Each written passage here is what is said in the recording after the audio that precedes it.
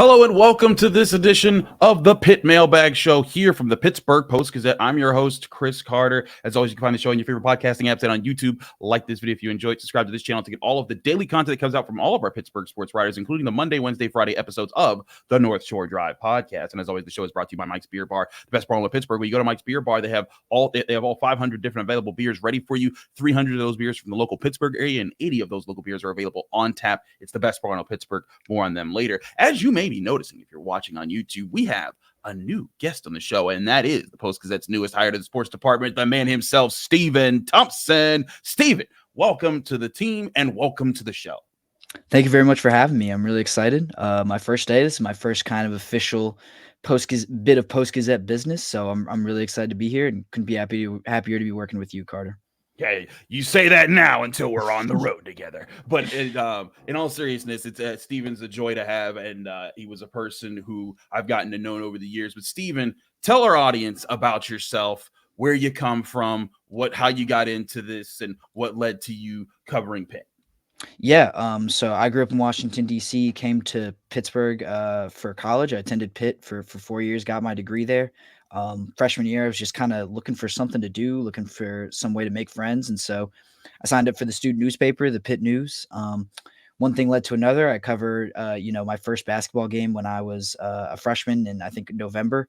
And it was a game that no one else wanted. It was, Pitt versus, I think, Central Arkansas or North Alabama or something. Yeah. And so I went, I kind of fell in love with the atmosphere, the environment. I was so, interested in, it was Jeff Capel's first year. So I was interested in what he was building, how he was going to try to revive Pitt basketball. And one thing led to another. I just kept covering one more game when no one else wanted it. I just did them. And so eventually I kind of started to make this a career before it was really a career, before it was even something I knew I wanted to do with the rest of my life. I just kept taking basketball games. I kept taking news stories, and led to me being an editor at the Pitt News, and then eventually graduating with a pretty substantial body of work behind me, covering a bunch of different sports: basketball, football, volleyball, gymnastics, things like that. I ended up working at Sports Illustrated for a little bit. It's covering Pitt, helped kind of build up their dedicated Pitt site, did some Steelers coverage as well, which was a ton of fun. Shout out to my old boss, Noah Strackbine. He was a great mentor for me. And then this job becomes open, and I immediately sprung at it because this is an organization that I really looked up to. It employed people that I looked up to massively. Some of my best and most valuable mentors worked for the Post-Gazette, and it was an opportunity I couldn't turn down. So I felt very lucky to be offered the job, and it wasn't a very difficult decision to accept it and to take on this challenge, which I'm really excited for. Well, we are excited to have you here at the Pittsburgh Post-Gazette. As a person who's seen Stephen in action for quite a few years now, I'm excited to see what he brings to the team with myself and Abby Schnabel, who, by the way, is vacationing right now. Abby, if you get a chance to watch this, you better not be watching this. You better be enjoying Greece right now. So enjoy your vacation, Abby. We'll see you when you get back. But Stephen, let's get into it, because I want to talk to you about that basketball team and the brick by brick situation that Jeff Capel's going on, because one of our guys here, Craig, sent in a question to the Pitt Mailbag Show. By the way, email your questions to us whenever you want. C. Carter at post-gazette.com or S. Thompson at post-gazette.com. But or you can tweet at us on Twitter with your question. We'll try to get you on the show. But Craig asked this question: does Bub Carrington's getting drafted really do anything for Pitt? He was one and done. And I've seen this narrative a lot, Stephen, where people are like, okay, he got drafted, but that doesn't change anything. He didn't win a tournament game. He didn't get them to the tournament. This is fun for right now, but it doesn't change anything for Pitt. Stephen, do you feel that way, or do you think that this is a momentous thing, or do you think this is just a positive thing that isn't going to be long-lived? Yeah, no, I think it's positive, and I think it does carry some significance for Pitt, and a pretty good deal of significance for Pitt. I mean, even in Pitt's glory days, even when it was the successful it's ever been, it was not doing this kind of work, sending guys to the NBA. You think about, DeJuan Blair, I believe, was, not someone who stuck around in the league very long. I believe like the most successful pro Pitt's probably ever had was, Steven Adams or Brad Wanamaker, at least in the modern era, at least kind of this century. So I think Bub getting drafted gives them a level of visibility that this program hasn't really had before. On a national stage, getting, Pitt noticed by kind of more casual fans. They see Jeff Capel hugging Bub. in the green room on draft night. He's a first rounder. He's getting his name called. You hear that, pick number 14th overall, Bub Carrington from Pittsburgh. I think that matters. I think that does give Pitt a level of visibility that it didn't have before. And I think the other thing, I brought up Steven Adams, who was, I think, the number 13 overall pick when he got drafted, but he was not someone who wore Pitt nearly as proudly as Bub does. Right. It was only 1 year, but I heard Jeff Capel say, this offseason, they were really intentional with the way that they announced uh, Bub's decision to declare for the draft. Usually they just kind of send out an email for guys who are turning pros, but they held a press conference. They invited, a ton of local media. A ton of local media showed up. Bub's parents were there. The whole team was there. His assistant coaches, other personnel from the athletics department. And they did that very intentionally because they wanted Bub to be able to talk about what his experience at Pitt meant. It was only 1 year, but you could tell that the connection he had with the team, with the program, his coaches, the fans, it was genuine. It was meaningful. And Bub's time at Pitt did mean something. I think that's the other thing that I think gets lost in this a little bit. You see a guy who's one and done, and you assume, okay, he entered as a one and done guy, Right. that he was going to be NBA right out of high school. And that's the case for a lot of these American born players who go to college and do that. Bub was not really that guy. He was a kind of lower 4-star. His offers weren't, particularly ridiculous. He had a few power fives, but it wasn't, like he was getting pulled by UNC and Duke and Kentucky. He was a very different situation, and he got developed at Pitt. He got better at Pitt. And so I think that all lends itself to, his 1 year at Pitt being a lot more meaningful than I think it looks on the surface. Listen, I think I'm right along with you. Bub Carrington's getting drafted is big for Pitt, also because of the fanfare of it. Like, Jeff Capel was there, he was being hugged, and he was a lottery pick. That's the other part. He was the 14th, the last spot in the lottery, but he made it into the lottery pick, and that hasn't happened since Steven Adams, let alone a first round pick. And I think it's also big because now what you're doing is you're now saying, if you're Jeff Capel, all those guys you're recruiting this year, including Malik Thomas, you're like, hey, big head, how's it going? Did you watch the NBA draft this year? Did you see what we did for that guy? And that was Bub. Like you said, Bub wasn't a top 5 player in the country like Malik Thomas is. He's like, imagine what that could be for you.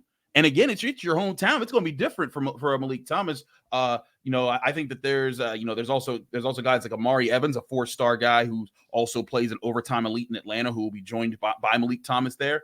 I look at this, Steven, and I think that if you want to poo-poo the success that Pitt had with Bub Carrington and shine it more on the light that they didn't make the tournament this year, that's fine. And that's you can say that Jeff Capel still only made one tournament in his 6 years with the program, but I don't think that anyone can deny that things are looking brighter now than they ever have, because last year, even with the tournament wins, there was a question with this. I mean, you and I talked about this just on our time, just being people in Pittsburgh. Like, could this carry over? Because last year it could have been just it could have just been a poof of, veterans that just got hot for 1 year and played really well. And Blake Hinson didn't turn into a leader, and Bub Carrington and Jalen Lowe weren't that good. And then all of a sudden everything comes crumbling down again. But that's not what happened. They missed the tournament, but they were a 22-win team that missed the tournament, that made the semifinals of the ACC tournament, which, by the way, no other Pitt team has done. So I look at this and I think that, sure, it's not the supreme. There's no banner that gets hung for Bub Carrington yet. I mean, maybe if he does really well in the NBA, there'll be something hung for him in the rafters eventually. But I think this is just a good sign for Jeff Capel's program, because despite, like you said, if you're an American-born prospect and you're highly touted, and you go to a Kentucky, a UConn, so many of those players are one and done, because that's just what it is. Bub being good enough to be that can advertise to the world, to all the recruits out there, when Jeff Capel's talking to them and they say, yeah, but can you get me to the NBA? And now Jeff Capel can say, look right there. And again, that's different than Justin Champagnie or Muhammad Ugi, who are both in the NBA right now. Yes, absolutely. I think that's a great point that I was going to bring up. Jeff Capel is not only proving that he can get guys to the NBA, he can get guys on NBA rosters, but he can do it for all kinds of players. He can do it for guys who are going to be lottery picks, and he can do it for those guys who might go undrafted, who might be on 2-way contracts. There are paths for he can at least sell this story about, if you are good enough, I can get you there. If you bring the talent, I can mold you, I can develop you, and we can make you will leave Pitt better than you were when you arrived here. And I think that's really crucial too. Absolutely. Let's talk about the other guy that's going to be in the NBA, and that's Blake Hinson. Orlando emails and asks, will Blake Hinson actually play for the Lakers or just bounce around the NBA before we ever see him? And this is a reasonable question because there's plenty of guys who you think like they get drafted by a team. And Blake didn't get drafted; he got signed for a 2-way contract. But they get signed to a team, and then they go there, and then it doesn't work out. Then they bounce around. They're on Team G. They're in the G League, and then they're bouncing around different benches, and things happen like that. But I don't know with you, Steven. We talked to last week. I talked to two draft experts from the Locked On NBA Big Board show. And both of them were kind of like, we think Blake Hinson could be a good fit if he goes to the right place. James Barlow, one of the guys in the show, was like, listen, I'm a Mavs fan, and if the Mavs pick him up, I'm going to drive to the airport myself and make sure he gets to Dallas okay. And I don't know if it's going to be like that with the Lakers, but I actually think if Blake comes in and does well and does what the coaches are asking of him, he could be a tool for the team that needs outside shooting. And he's a big who can do that. I think that if he won't be like some superstar for them, but he could develop into a role player for them. Absolutely. And I think you look at Blake, and there are obviously concerns about his athleticism. He's going to have to lose a little bit of weight, I think, if he's really going to stick on an NBA roster. But you look at the skill set that he already has. It's really solid rebounding. He's got great size, and he can shoot the hell out of the ball. And that's something that every team basically in the NBA can use. And you look at the Lakers roster, and that is something they can especially use. They don't have many guys who can shoot the ball at the level that Blake Hinson can. So there are going to be some hurdles for him to surpass, but I think if we know one thing about Blake, it's that he's never shied away from work. He's never shied away from trying to get better. And that comes with this natural shooting ability that he has that this team really desperately needs. So do I think he makes the Lakers roster right away? Probably not. I think he does spend some time in the G League, just kind of getting his footing at the NBA level and figuring that stuff out. But he absolutely has skills that the Lakers need. And if he can kind of address some of those smaller concerns, there's absolutely a role for him. There's absolutely a spot for him. I mean, look at Sam Hauser on the Celtics this year. I mean, he was not a guy who was highly touted coming through the draft. I'm not even sure if he was drafted, but after a little bit of developing, after a little bit of seasoning, he became a really valuable asset for a championship roster. And it wasn't really much more than a shooter coming out of college. He was like Blake, not known as a great defender, but he became a serviceable defender. He wasn't getting embarrassed out there, wasn't getting cooked. And as long as he made those open threes that his teammates were setting him up for, that LeBron James is going to be able to set up Blake Hinson for pretty easily, then there are absolutely roles for guys like that. You don't need to be superstars to be really valuable contributors to an NBA team. I agree. I think that there's a place for him there, and he's going to have to work for it. It's not a given. But I also think it might work out for him, especially when the summer league starts and other things, that the fact that he went to the same team as Bronny, because now there's going to be immediate, like if Blake Hinson was just on any old team, you'd be lucky to catch that on TV. But now, if he's playing the same summer games that LeBron James Jr. is playing, that could be something that gets some attention. So that might be there might be a way for Pitt fans to be able to get a national chance to watch some of those games if they want to. And listen, it's summer basketball, while the season, it's not the most exciting thing in the world. But if you're that interested in Blake Hinson, you'll be able to see it there, and maybe he will bounce around the NBA. Or maybe he'll stick with the Lakers, but I think both of us agree he has the talent and the potential to get there, which is why the Lakers took the shot on him. I want to switch it here to football real quick. To Norm's question, should we be excited about Pat Narduzzi's first 4-star recruit this year? And I wrote about this in the Friday recruitment report briefly, but the Pitt did get Mason Alexander, a cornerback that we did preview in the recruitment report beforehand. And he is a 4-star cornerback out of Indiana, Fishers, Indiana, to be exact.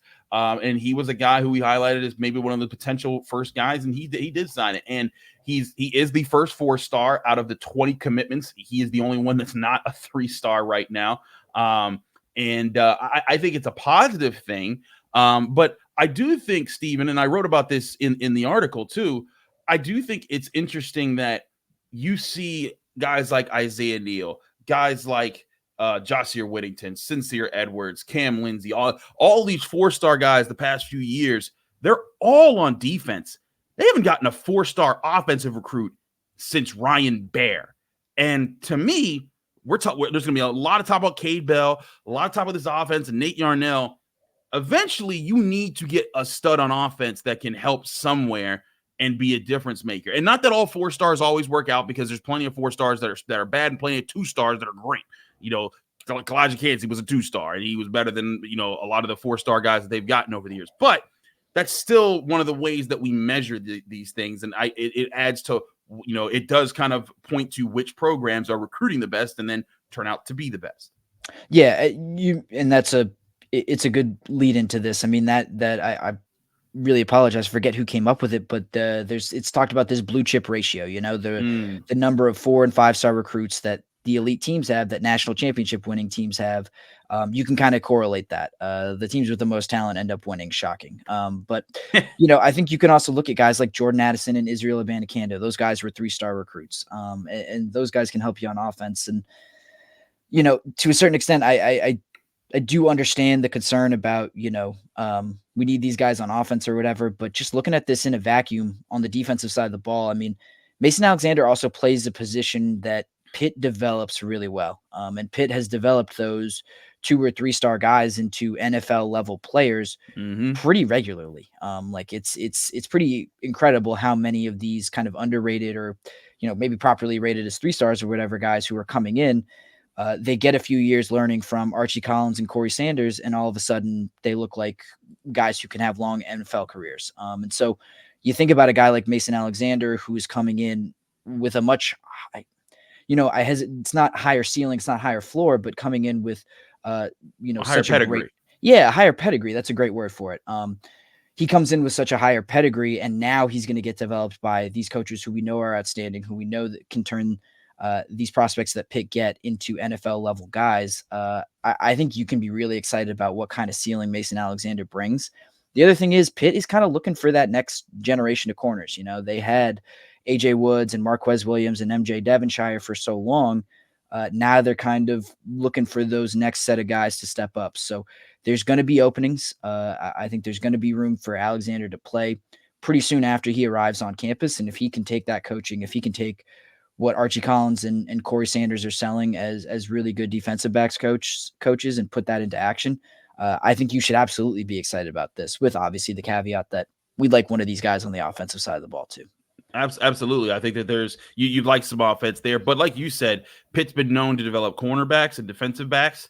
And I think that that's the big thing, is that when you look at that, you see that their track record, a lot of those guys that have developed like that have been 3-stars, and guys that haven't been come in with a whole bunch of pedigree with them, and some of them have been higher ones. So I think that that's the thing that you look at here, and it can work out really well for Pitt, is if he develops into that, because they need another corner soon. Like right now, Rylan Gandy looks like he's going to be the guy. And again, he's another 3-star guy out of Georgia, who's been sitting there waiting his turn. And now that everyone's excited to see him, and we've heard a lot of good things about him. But, there's a question, who else is going to line up with him? Rashad Battle's been around. They've got some guys in the transfer portal. They need another young guy who's going to be coming in and eventually, be the next guy in the pipeline. But like you said, as far as assistant coaches, Archie Collins is highly regarded for what he does at corners, and Corey Sanders just got promoted to assistant head coach, which I think speaks loudly to what he does for the program and how he's been a big asset to them. So really interested to see how that plays out. But to answer Norm's question, I think that you should be excited about Pat Narduzzi's first 4-star recruit, but take it with the temperament that this is still a team coming off a 3-9 season. They have a lot to prove, a brand new offense, and one 4-star cornerback isn't going to change that right away. There's a lot more that has to get done, but we'll cover all of that here at the Pittsburgh Post-Gazette over time. Stephen, thanks so much for joining me here on the Pitt Mailbag Show for your first Pitt Mailbag and your first of many, sir. Glad that you're on the team here. He's Stephen Thompson. I'm Chris Carter. We're your Pitt beat reporters here, along with Abby Schnabel here at the Pittsburgh Post-Gazette. Subscribe to this show the same way that you subscribe to all of our shows on YouTube at Post-Gazette Sports, or on our podcast networks, wherever you get your podcasts. It's all for free. Subscribe to that, and also subscribe to the Pittsburgh Post-Gazette, post-gazette.com. Remember, this show is once a week, but we have daily content content coming out from all of our Pittsburgh sports writers on all of our teams, as well as the North Shore Drive podcast covering all things Pittsburgh every Monday, Wednesday, and Friday. We'll see you again next week here on the Pitt Mailbag Show from the Pittsburgh Post-Gazette.